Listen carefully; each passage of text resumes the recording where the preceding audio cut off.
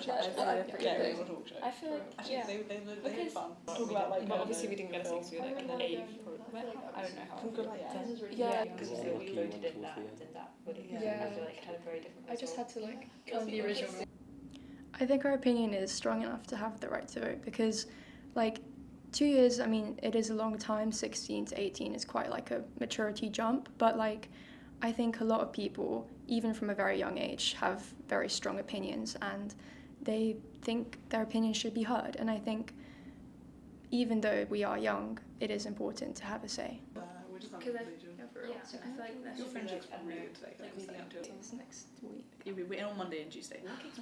On Tuesday. I think this is a really good opportunity, especially like in the UK, and I'm excited to see like how it will be like in the future, especially because like I feel like a lot of young people just feel subjected to like watch political elections and they have very strong views, but their views aren't really listened to because they're young and also like because they don't actually have voting rights.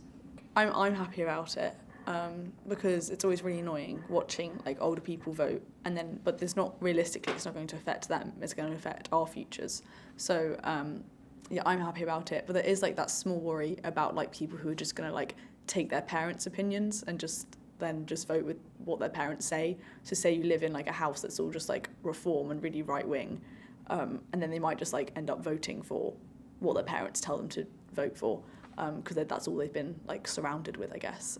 So that's a bit of a worry. But I think most young people will make sensible decisions. Really academic. I can tell you've done. Well, she's still not getting so.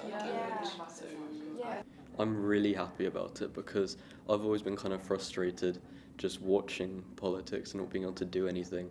And I know loads of other people who feel the same, who are really interested in politics and get frustrated at watching all the older people vote. And I just think it will be really amazing because so many of these policies affect younger people and they have to just sit and watch and don't have much of a voice. But now they'll be able to do something about it.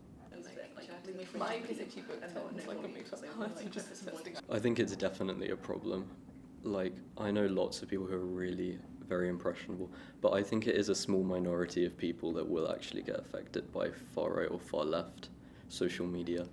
And I think the vast majority of people my age are very sensible.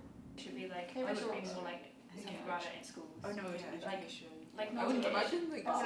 I think we see a lot of people who sort of fall down like those pipelines into alt-right or whatever and are very easily convinced and persuaded, and I do think that's a risk because it seems to be so prevalent, and somehow on social media platforms all the right-leaning sources get pushed far more than the left-leaning ones, and I think that will be a problem, but it also means that the left-leaning, whatever various political ideologies can be spread and the ideas can be put across, but I do think that with the prevalence of alt-right voices being heard, that will have a pretty big impact. Yeah, no.